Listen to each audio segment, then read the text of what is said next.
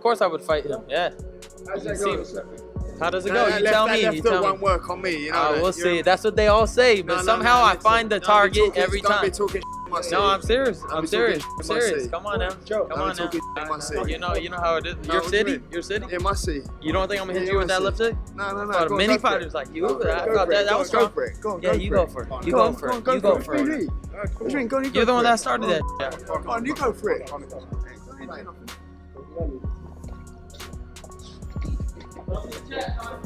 Ryan, before you go, can you just give us a reaction to that bit with Conor Benn? It's classic Conor Benn. It's fun. You think you beat him? Yeah, of course. How does it end? I knock him out. He's a little too. The near brawl was already intense, but the press conference itself turned out to be even more entertaining. I don't quit. I don't say that. He's not going to make it 12. He's not going to make it 12. There's not going to be a 12-round war. I promise you that. I don't say he's not good enough. Look at his hair, bro. He's looking for attention. Look at his hair. He's looking for attention. He ain't going to make it past 12. I promise you. This not be a 12-round war. He's not good enough. He's not good enough to beat me. You think my man's going to beat me? You think I'm going to let a guy from the UK come here and beat me and take my belt? He lost the fight. Listen, Ryan, calm down. You're having one of them little episodes. Calm down. I know you're getting all excited. I know you're getting all excited, but I'll come over here and smack them glasses straight off your face. You understand? I'll come over here and smack them glasses straight off your face. That's what I'll do. Sitting there. You won't do shit. I promise you won't do shit. I promise you won't do shit.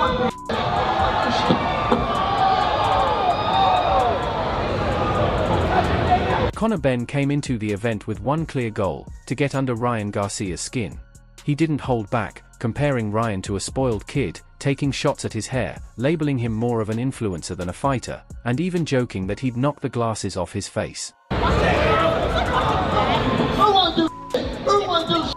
Who won't do shit? Who won't do shit? Yeah, who won't do shit? Who won't do shit? Cool. Wait till I smash you up. Wait till I smash you up and make you quit. Wait till I smash you up and make you quit.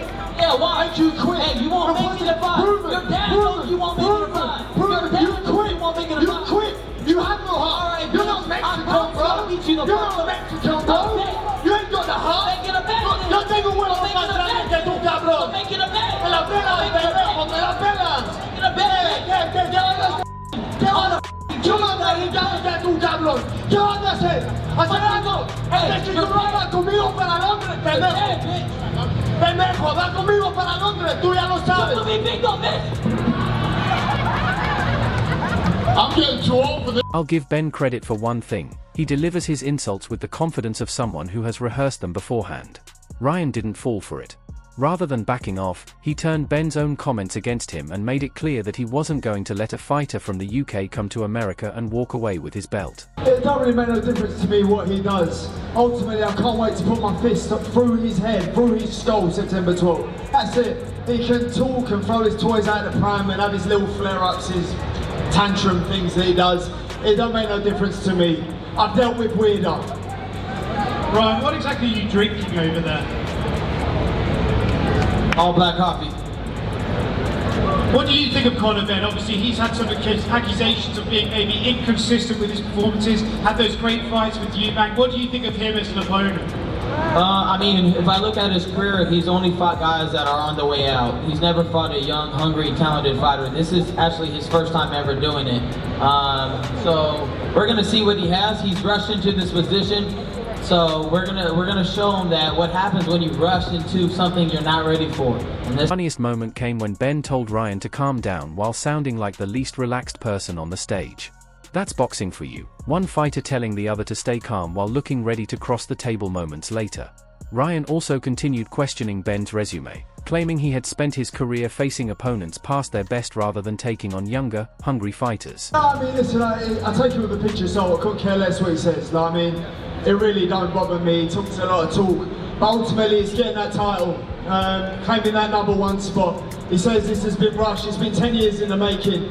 You know, he got his ass handed to him by Rolly, and then magically he got a world title shot. I'm coming off the back of Fight of the Year up at middleweight, avenging my loss. He almost got beat up by Regis Progress. His face was squished by Regis Progress. Fired right back, arguing that Ryan was the one taking opportunities after his loss to Rolly, while he was coming off the biggest fight of his career. Ryan then quietly raised one of the most interesting points of the press conference, questioning how Benn would handle 147 after struggling at 149. Unlike the constant back and forth, that was more than trash talk, it was a genuine boxing question. He's having another tantrum. This is what he does, he has another tantrum. Keep talking, bro. Like I said, you're gonna get knocked out under five. You're gonna get knocked out under five. WBC World Title shot. And I'm here to take care of him. That's it. That's it. And that's what I'm here to do. Hey, Turkey, thank you for this opportunity. I'm gonna knock him out 5 and below. A shout out Turkey. Amid all the jokes, interruptions, and one-liners, neither fighter backed down. Benn believes his pressure and toughness will wear Ryan down, while Ryan trusts his experience and timing to expose Benn. If the press conference proved anything, it's that these two clearly don't like each other, and September 12th now feels much closer. I know that Ryan Garcia has a huge following. He's a marketing genius. Let's give him that. Marketing genius. Damn. Right? 10 million plus social media fans. Okay? And he's able to get himself in positions where other fighters can't get in those positions because of his following and notoriety. The same thing can be said about a guy like Conor Benn, who is, hey, he's the son of... The press conference showed the emotion, but this interview revealed something just as important. Once the cameras moved away from the heated exchanges, Conor Benn sounded like a fighter who believed the talking was already over. I found that more interesting than the insults. Benn dismissed the politics surrounding boxing as background noise, making it clear that his team handles those issues while his focus is simply training and fighting. Whether you agree with that approach or not, there's something refreshing about that mindset. Because I'm doing me. Forget all the noise, forget all the politics, forget everything else. Focus on being the best fighter I can be and let my team handle the rest. You know, speaking of you punching people's heads in, you and Ryan got in it on X the other day. You said he lacks heart and you're gonna make him quit. Yeah. You know, That's not speculation. That's facts. We've seen it. As soon as he gets on top, as soon as he gets a bit rough in there, he don't like it. You know, so I'll go in there and I'll show him. While everyone else is focused on organizations, rankings, and contracts, Benn seems interested in just one thing: getting his hands on the WBC belt.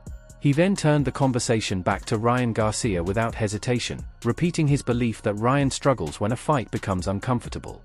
He delivered that message with the confidence of someone who believes pressure can solve everything. That's where I start having questions, though.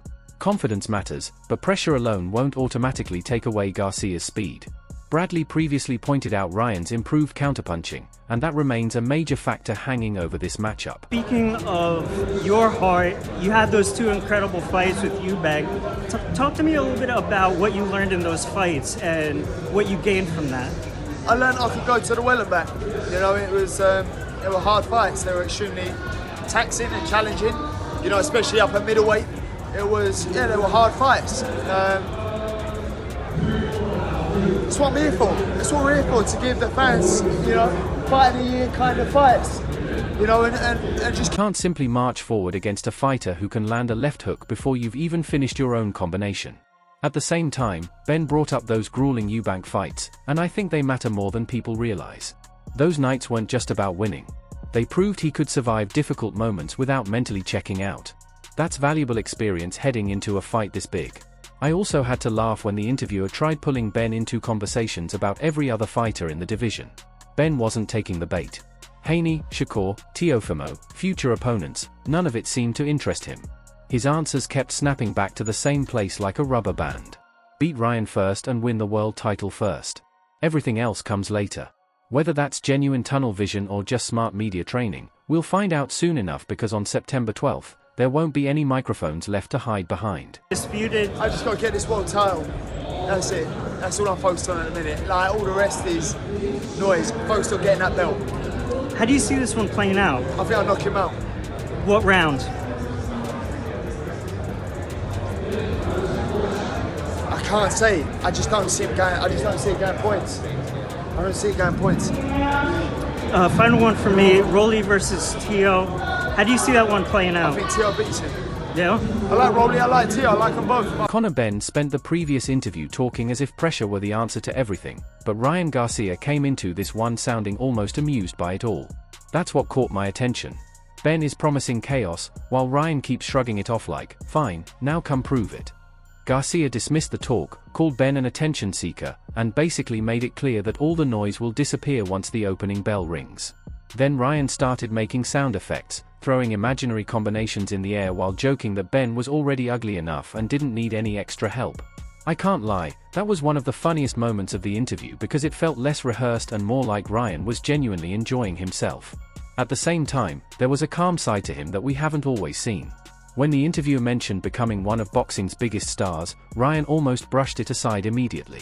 His attitude was simple: focus on the job in front of you and let everything else take care of itself. He's an attention seeker. He's even to the right of me right now. He's probably going to try to do something or something. I don't know. He's just a corny guy. I'm not too worried about him because in the ring, I already know my skills are that much better than him. He could do anything. He could push me. He could try to slap me. I'm just too quick for him, too clean for him. He's not going to beat me. That's it. He just told me that he's gonna make you quit during the fight. That's great. What are your thoughts on that? Please make me quit. Make me quit. Please try. Because every time he come in, bow, bow, bow, bow. I'm like, damn, how many times am I gonna hit you? Bow. Bro, take it easy. He's already ugly. I don't want that smoke. He's already ugly. He about to get ugly. That's probably the smartest answer he gave. He also looked completely finished with the Devin Haney conversation. Ryan didn't dance around it for even a second. He insisted Haney doesn't want the fight, pushed back against the accusations being made, and even said he's prepared to handle it through legal channels if necessary. Whether you agree with that or not, one thing is obvious. Ryan isn't wasting energy chasing people who aren't standing across from him on September 12th. He even gave a respectful prediction on Shakur against Haney before snapping right back to the fight that actually matters. That's the difference I noticed throughout this interview. Benn seems determined to win every press conference. Ryan seems determined to end every conversation with the same message. Once the gloves go on, none of this talking counts anymore. If he's right, all those promises Benn has been making are about to run into the fastest hands he's faced in a very long time. And that's when we'll finally find out whether confidence can survive speed. Maybe Rolly, what led up to making this fight? He's my mandatory, really. That's really what it is, you know. It's a big fight, you know. He's big in the UK. That's pretty much it. What do you think of his fights? And Haney don't want to fight me. Like, you guys got to stop asking about Haney. He doesn't want to fight me repeatedly, and he keeps lying that I'm not getting tested. Well, why don't you sign up for testing? I just got tested. So he's trying to lie to people because he don't want the fight. So like I said, I can't force people to fight. It's just not gonna happen. Yeah, you actually mentioned that you might be suing him because of those comments. Yeah. Is that true? Ryan Garcia sounded completely locked in during his interview. But then Richardson Hitchens stepped into the conversation with a very different kind of confidence. There was no shouting or wild predictions, just the attitude of a fighter quietly planning his own takeover while everyone else is busy arguing. I actually like that approach because Hitchens kept reminding people that 147 isn't just another stop for him. It's the weight class he believes he was always meant to compete in. That's a bold statement with such a stacked division, but he didn't sound like someone trying to convince us. He sounded like someone who had already convinced himself. Then the conversation shifted to Garcia against Conor Benn, and Richardson didn't rush to pick a winner. Instead, he broke down the psychology behind the trash talk, and I thought that was one of the smartest observations we've heard so far. Hitchens pointed out that Ryan keeps telling Benn he's going to run into something. I think it's going to be a great fight. I think that power, speed from both guys explosive. And Conor, you know, he's just a guy he's a fighter. He's very aggressive, very game, and Ryan is a kid that's been boxing forever, very super talented. But I think Ryan's gonna make him show he got that dog in him. Ryan talks to keep when a fighter starts saying, "Oh, you're gonna run into something," he's basically trying to put fear in Conor Benn, and Conor Benn just gotta ignore that and have Ryan, like, if somebody tell me I'm running into something, you gonna have to show me. Simple. You got to make me. I'm not going. You telling me I ain't gonna make me. Let me think twice. That's what Ryan's trying to do. All these. In his eyes, that's more than confidence. It's an attempt to plant doubt before the opening bell. That's a veteran move. If you can make your opponent think before he throws, you've already taken away a fraction of his timing. But Hitchens also made it clear that Benn can't afford to fall into that trap. For an aggressive fighter, hesitation can be costly. The funniest part was when he admitted Ryan will definitely feel the magnitude of the event once the lights come on, and I think that's true for both fighters. Pressure doesn't care who the favorite is. It finds everyone. Richardson also kept one eye on the future, casually mentioning Ryan, Ben, Haney, Teofimo, and Rolando. Basically telling the whole division, I'm coming. Just stay busy until I get there. I respect that because he wasn't asking for a name. He was announcing his arrival. Then he quietly added one more interesting point. If Ben wins, that fight could actually be easier to make than a fight with Garcia because of boxing politics. That's the difference between fans and fighters. We're busy debating who wins, while they're already thinking several moves ahead. Keep his head straight and do what he do. Absolutely. He's mentally trying to psych his opponent out, right? Yeah, of course. That's Ryan game. You know what I'm saying? You're gonna run into something. It's gonna be over in 5. But I know Ryan for sure. This moment is a big moment for him, and I know Ryan. When I say I know Ryan for sure, I know Ryan is gonna feel the moment, and he's gonna feel the magnitude come September 12th. I'm not riding with nobody. May the best man win. Absolutely. He's the favorite to win the fight. If he's successful, you'd like to face him or Devin Haney. Who would you prefer to face? Whichever of them top guys at 147. Devin Haney, the winner of Conor Benn and Ryan Garcia, Teofimo and Ro. Absolutely. So, after the interviews, the press conference, the near brawl, and hearing what fighters like Richardson Hitchens had to say, one thing is impossible to ignore.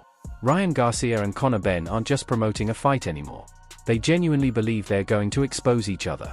Ryan is relying on his speed, timing, and experience, while Ben believes his pressure, toughness, and mentality will break Ryan once the fight gets difficult. That's why this matchup has become one of the most talked about fights of the year. Now I want to hear from you. Who wins on September 12th? Does Ryan Garcia outclass Conor Benn, or does Ben drag Ryan into the kind of fight he's been promising all along? Drop your prediction in the comments and let's settle the debate. And don't forget to like, share, and subscribe to Box.